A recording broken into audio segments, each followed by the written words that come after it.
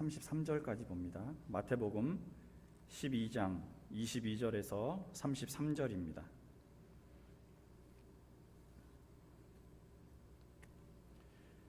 우리 주신 말씀 한 목소리로 받들어 읽겠습니다. 그때 귀신 들려 눈 멀고 말 못하는 사람을 데리고 왔거늘 예수께서 고쳐주심에 그 말 못하는 사람이 말하며 보게 된지라. 무리가 다 놀라 이르되 이는 다윗의 자손이 아니냐 하니 바리새인들은 듣고 이르되 이가 귀신의 왕 바알세불을 힘입지 않고는 귀신을 쫓아내지 못하느니라 하거늘 예수께서 그들의 생각을 아시고 이르시되 스스로 분쟁하는 나라마다 황폐해질 것이요 스스로 분쟁하는 동네나 집마다 서지 못하리라. 만일 사탄이 사탄을 쫓아내면 스스로 분쟁하는 것이니 그리하고야 어떻게 그의 나라가 서겠느냐. 또 내가 바알세불을 힘입어 귀신을 쫓아내면 너희의 아들들은 누구를 힘입어 쫓아내느냐. 그러므로 그들이 너희의 재판관이 되리라. 그러나 내가 하나님의 성령을 힘입어 귀신을 쫓아내는 것이면 하나님의 나라가 이미 너희에게 임하였느니라. 사람이 먼저 강한 자를 결박하지 않고서야 어떻게 그 강한 자의 집에 들어가 그 세간을 강탈하겠느냐. 결박한 후에야 그 집을 강탈하리. 나와 함께 아니하는 자는 나를 반대하는 자요 나와 함께 모으지 아니하는 자는 해치는 자니라. 그러므로 내가 너희에게 이르노니 사람에 대한 모독죄와 모독은 사하심을 얻되 성령을 모독하는 것은 사하심을 얻지 못하겠고 또 누구든지 말로 인자를 거역하면 사하심을 얻되 누구든지 말로 성령을 거역하면 이 세상과 오는 세상에서도 사하심을 얻지 못하리라. 나무도 좋고 열매도 좋다 하든지 나무도 좋지 않고 열매도 좋지 않다 하든지 하라. 그 열매로 나무를 아느니라. 아멘. 오늘은 교단 여신도의 주일입니다. 예수님 당시부터 복음이 전해지는 곳마다 그 중심에는 여성들이 있었습니다. 사회 구조 때문에 겉으로는 그렇게 뚜렷하게 드러나 보이지 않는 이런 희생과 헌신이 하나님 나라를 세워가는 큰 역할을 한 거지요. 앞으로 우리 교회도 더 귀한 주님의 일을 감당하는 여신도가 되기를 주님 이름으로 축복합니다. 지난주에 우리는 예수께서 세례를 받으신 장면을 살펴봤습니다. 세례란 죄로부터 돌이켜서 새 사람이 된다 이런 의미라고 말씀드리면서 두 가지 질문을 다뤄봤습니다. 첫째, 왜 하나님의 아들이신 예수께 세례가 필요했느냐? 인간의 죄를 씻는 의식이 왜 필요했느냐 하는 질문이었고요. 두 번째, 세례를 받는 것이 새 사람이 되는 의미라면 도대체 그 새 사람이란 무엇이냐 이런 질문이었죠. 그래서 이 질문들에 대해서 예수께서 세례를 받으시고 성령이 임하셨던 일은 죄사함의 의미라기보다는 왕으로서 기름을 부음 받으신 것이다 이런 답변을 드렸습니다. 그리고 세례 때 하늘이 열리면서 성령이 임했던 일에 대해서도 훗날 예수께서 하늘에 계신 내 아버지의 뜻대로 행하는 자가 내 형제요 자매요 어머니다 이런 교훈하고 연결을 시켜서 종합을 해드렸죠. 그래서 이 말이 당시 예수께만 해당되었던 특별한 것이 아니라 지금 이 시대에 살고 있는 저와 여러분들에게도 주신 메시지다 이런 말씀을 드렸습니다. 그러니 남은 평생 우리의 내면이 하나님의 딸이고 아들이며 그분께서 우리를 사랑하고 좋아하신다 이런 귀한 메시지 그런 선포로 가득해져서 그분의 뜻대로 살아가는 참된 그분의 자녀 그분의 상속자들이 되셔야 합니다라는 말씀을 드렸습니다. 오늘도 예수님의 행적을 좀 따라가 볼 텐데요. 오늘 말씀의 배경은 두 가지입니다. 안식일 그리고 회당입니다. 이 두 가지 배경은 예수님의 교훈을 이해하는 데 매우 중요한 요소들인데요. 당시 종교 지도자들과 치열하게 벌이셨던 상당수의 논쟁이 안식일, 회당에서 벌어졌습니다. 이 말은 이 안식일과 회당이라는 이 배경이 예수께서 전하시려는 교훈을 뒷받침하는 뭔가 상징적인 의미를 가지고 있었다는 뜻이겠죠. 안식일은 잘 아시다시피 창조주 하나님과 그분의 언약을 기억하는 날입니다. 그리고 회당은 그런 신앙을 가르치고 예배하는 장소였지요. 출애굽기 20장 8절에서 11절을 보겠습니다. 안식일을 기억하여 그 날을 거룩하게 지켜라. 너희는 엿새 동안 모든 일을 힘써 하여라. 그러나 이렛날은 주 너희 하나님의 안식일이니 너희는 어떤 일도 해서는 안 된다. 너희나 너희의 아들이나 딸이나 너희의 남종이나 여종만이 아니라 너희 집짐승이나 너희의 집에 머무르는 나그네라도 일을 해서는 안 된다. 내가 엿새 동안 하늘과 땅과 바다와 그 안에 있는 모든 것을 만들고 이렛날에는 쉬었기 때문이다. 그러므로 나 주가 안식일을 복주고 그 날을 거룩하게 하였다. 특히 회당은 포로 생활을 하면서 성전 예배가 불가능했을 때 그 중요성이 더 커진 곳이지요. 유대인들이 사는 곳이라면 거의 모든 지역마다 회당이 세워졌습니다. 그리고 이곳에서 예배나 재판이나 교육이 이루어졌지요. 요즘 우리가 드리고 있는 이 개신교의 예배 예전들 중에서 상당수가 이 회당 예배에서 왔습니다. 이런 유대교적인 배경을 알아야 예수께서 전하신 메시지를 조금 더 잘 이해할 수 있습니다. 왜냐하면 예수께서는요, 당시 유대 종교 지도자들이 타락했다고 해서 그 유대교의 울타리를 넘어서 기독교, 그리스도교라는 새로운 종교를 만들어내야겠다고 생각하면서 활동하신 분이 아니기 때문입니다. 당시 종교는 정치와 한몸이 되었고 사회에 바람직한 길을 제시하지 못하고 있었다. 그래서 예수께서 아예 이런 유대교를 타파하고 자신을 따르는 무리들과 함께 기독교, 교회라는 새로운 종교 단체를 창시하신 것이다. 이런 이해 방식으로는 그분께서 전하려고 하셨던 교훈을 제대로 이해할 수가 없습니다. 그분은 복음을 선포하시면서 사람들에게 유대교 밖으로 나가라고 말씀하신 적이 한 번도 없으셨습니다. 오히려 그 안에서 본래 가지고 있던 율법의 정신을 회복하라고 외치셨던 거지요. 조금 표현은 그렇지만 다른 표현으로 하자면 종교 개혁 운동을 하신 분이라는 거지요. 그런데 그 개혁의 내용이나 방향이 매우 급진적이었습니다. 종교란 오래될수록 조직이나 질서가 더 탄탄해지죠. 그런데 예수께서는 이런 외형적인 것들보다 그리고 율법이 만들어진 의도나 의미를 더 중요하게 여기셨습니다. 그래서 늘 탐욕스러운 유대교 지도자들과 부딪힐 수밖에 없었고요. 그들의 반감을 샀습니다. 그런데도 개의치 않으시고 그 율법의 정신을 계속해서 강조하셨죠. 그 율법이 왜 생겼는지를 봐라. 왜 하나님께서 그런 요구를 하셨는지를 정신 똑바로 차리고 냉철하게 보라는 요구였습니다. 몇 곳만 확인해 보겠습니다. 마태복음 5장 17절입니다. 내가 율법이나 예언자들의 말을 폐하러 온 줄로 생각하지 말아라. 폐하러 온 것이 아니라 완성하러 왔다. 23장 23절입니다. 율법학자들과 바리새파 사람들아, 위선자들아, 너희에게 화가 있다. 너희는 박하와 회양과 근처의 11조는 드리면서 정의와 자비와 신의와 같은 율법의 더 중요한 요소들은 버렸다. 그것들도 소홀히 하지 않아야 했지만 이것들도 마땅히 행해야 했다.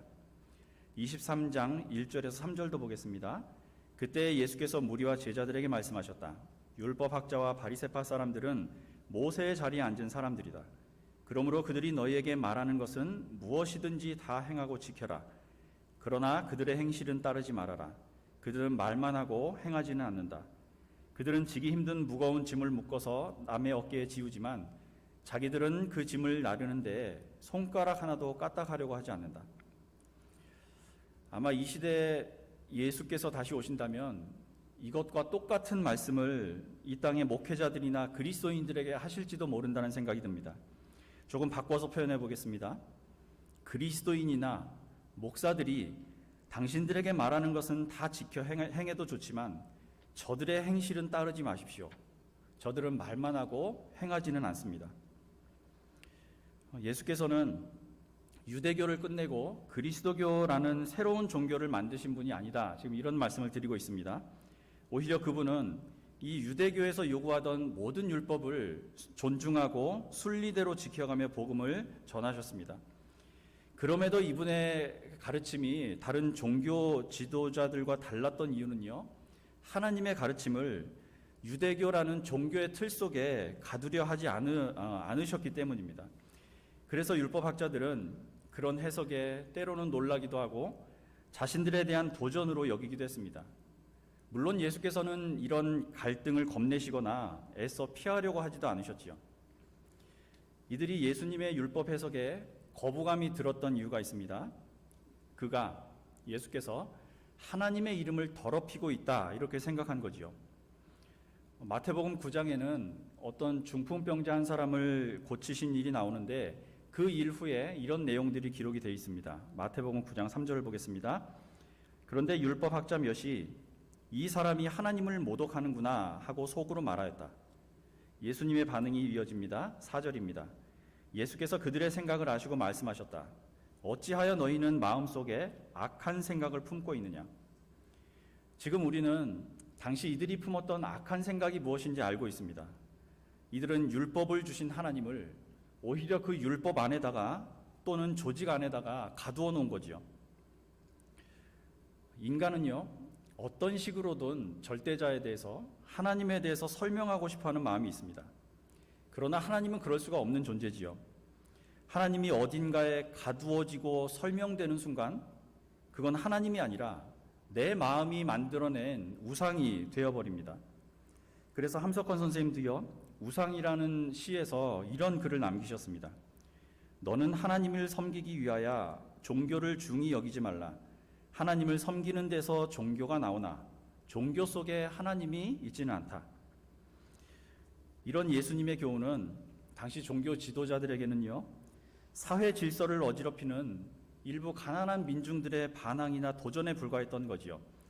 그래서 예수님의 행적이나 가르침을 보고 저것이 하나님의 뜻에 맞느냐 아니냐가 아니라 그가 하층민들을 선동해서 이 움직임이 밀란으로 갈 가능성이 있느냐 없느냐를 더 중요한 기준으로 보았습니다. 그래서 당시 대제사장 가문의 우두머리였던 가야바도 이런 말로 다른 사람들을 설득하지요. 요한복음 11장 49절 50절입니다. 그 가운데 한 사람으로서 그 해의 대제사장인 가야바가 그들에게 말하였다. 당신들은 아무것도 모르고 한 사람이 백성을 위하여 죽어서 민족 전체가 망하지 않는 것이 당신들에게 유익하다는 것을 생각하지 못하고 있어. 공동체 전체의 질서를 유지하기 위해서는 한 사람을 희생시키는 것이 낫다는 의견입니다. 당연히 지도자 입장에서는 다수를 위해서 소수를 희생시키는 것이 훨씬 더 합리적이고 지혜로운 선택이 아니겠습니까? 그런데 성경은요, 우리가 당연하다고 여기는 혹은 옳은 것처럼 보이는 이런 결단과 선택에도요, 과감하게 그것이 틀렸다라고 교훈을 줍니다. 마태복음 18장 12절과 13절입니다. 너희 생각에는 어떠하냐? 만일 어떤 사람이 양 100마리가 있는데 그 중에 하나가 길을 잃었으면 그 99마리를 산에 두고 가서 길 잃은 양을 찾지 않겠느냐? 진실로 너희에게 이르노니 만일 찾으면 길을 잃지 아니한 99마리보다 이것을 더 기뻐하리라. 이와 같이 이 작은 자 중에 하나라도 잃는 것은 하늘에 계신 너희 아버지의 뜻이 아니니라. 우리가 너무나 잘 알고 있듯이요, 이 구절은 지금보다 훨씬 더 전도를 많이 해야 한다는 설교로 많이 연결되었던 구절입니다. 그런데 지난주에도 말씀드렸다시피 하나님 말씀을요, 우리 좁고 굳은 생각으로 가두어 놔서는 안 됩니다. 이 말씀의 앞뒤 구절을 다시 한번 확인해 보겠습니다. 10절입니다.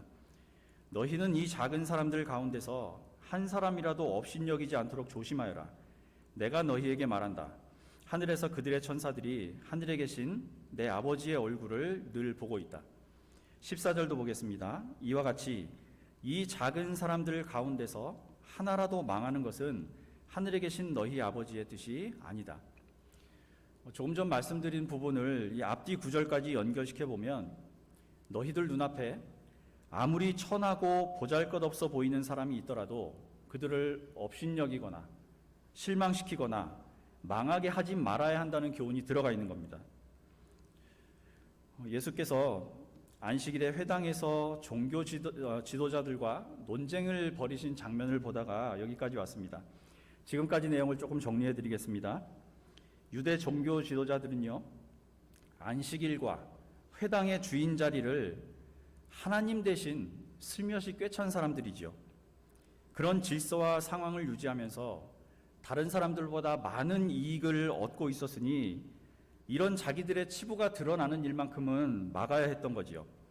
그래서 오히려 예수를 향해서 너는 지금 하나님을 모욕하고 있다라고 주장한 겁니다. 자신들에게 닥친 위기를 하나님이 모욕을 받고 있다고 해석해서 이야기를 한 거지요. 그리고 성경은 이들의 이런 생각에 대해서 가차없이 악한 생각 이렇게 평가하고 기록해 놓았습니다. 이 악한 생각이라는 용어는 원어로 블라스페메오라는 단어를 번역한 말인데요.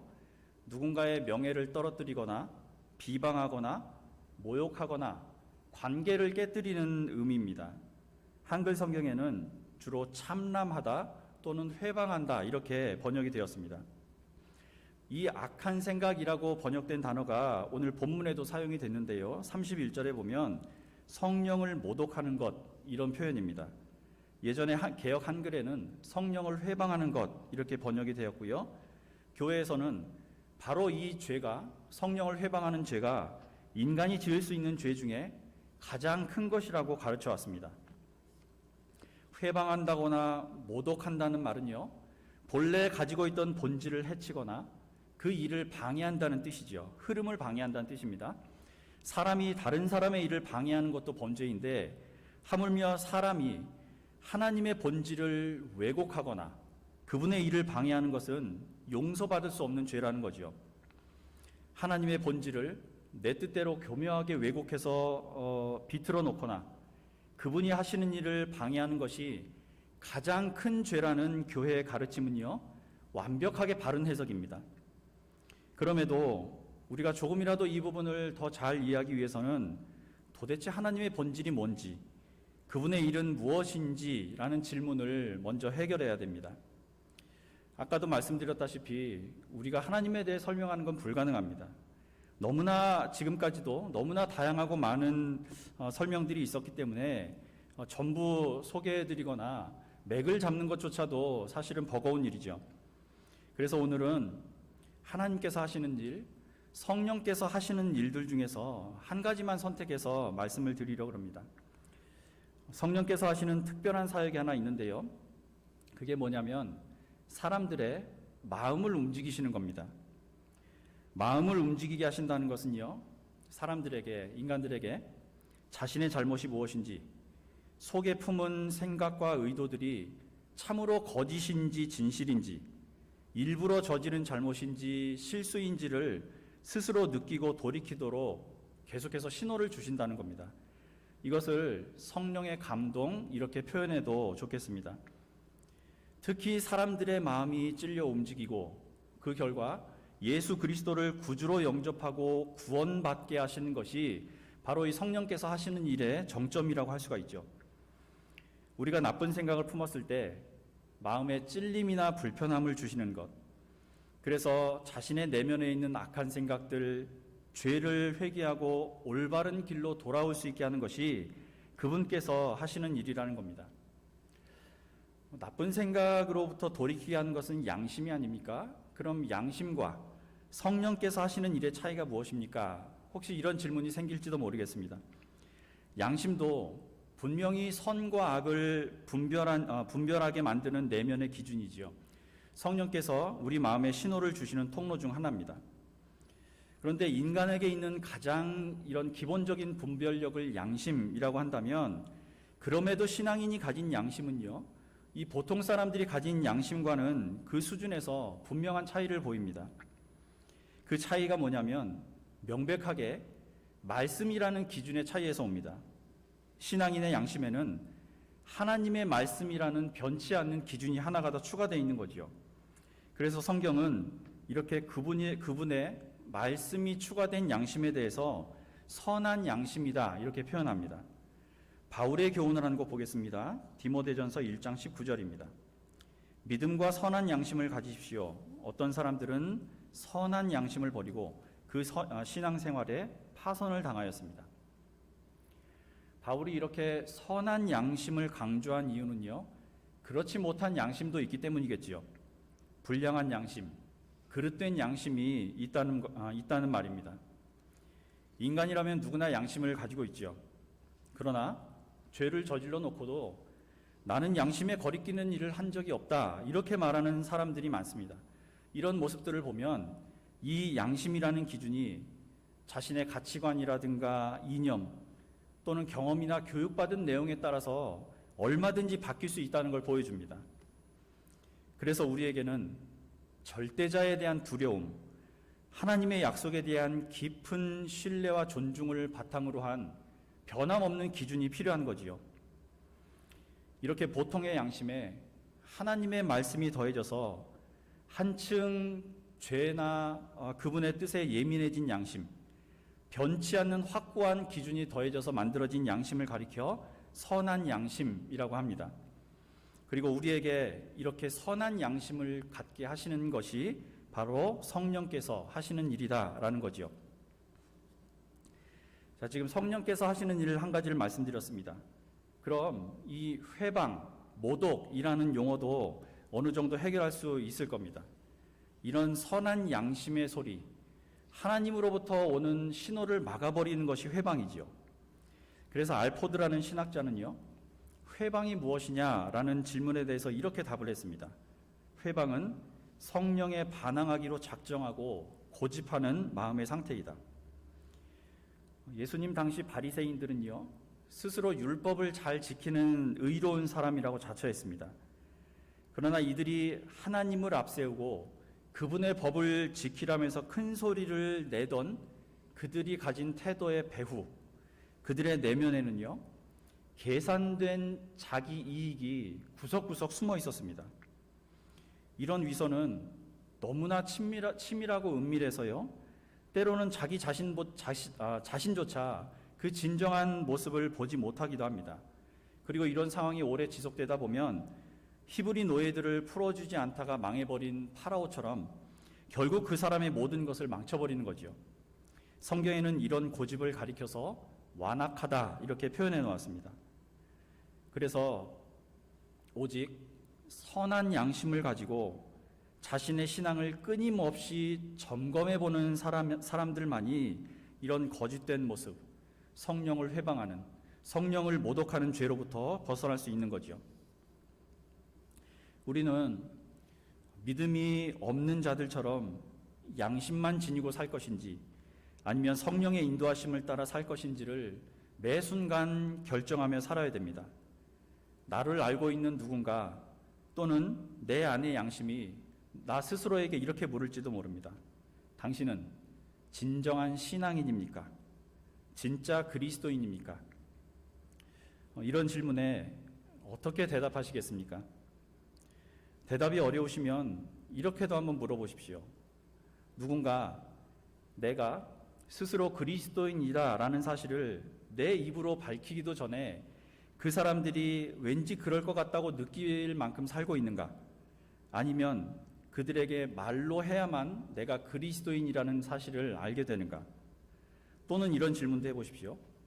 나는 그리스도인이라고 말을 하고 난 뒤에도 야, 네가 그리스도인지 진짜 몰랐다, 이런 대답을 들으며 사는 사람인가?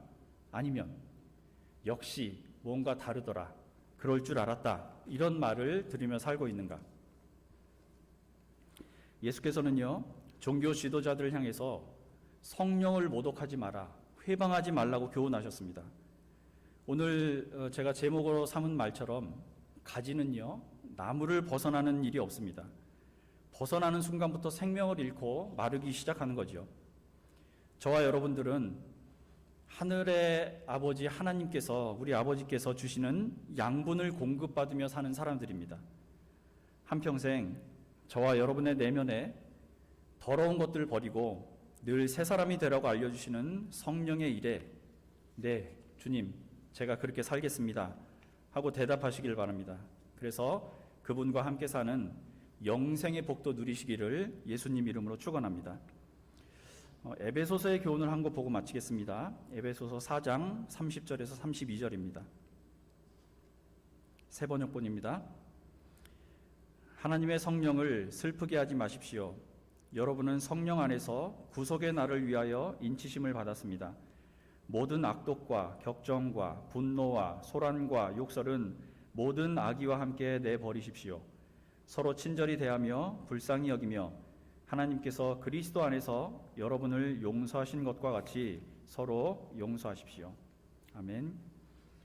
우리 준비된 자료를 보시고 공동기도 드리겠습니다. 머리로만 믿는 체 하거나 입에서는 좋은 말이 나와도 몸과 마음이 따르지 않는 신앙은 하나님을 모독하는 일이라는 가르침을 대합니다. 인간의 구원과 믿음은 우리의 지혜와 능력에 있지 않으며 하늘 아버지의 능력에 있습니다.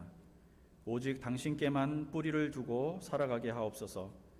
우리 삶이 허위로 가득 차 주님과 나 자신을 속이지 않게 하시고 혹시 죄에 떨어지는 일이 있어도 곧 회개하고 돌아오게 하옵소서. 보잘것없어 보이는 한 사람이라도 귀히 여길 줄 아는 마음을 허락하옵소서. 주께서 그런 모습으로 오셨기 때문입니다.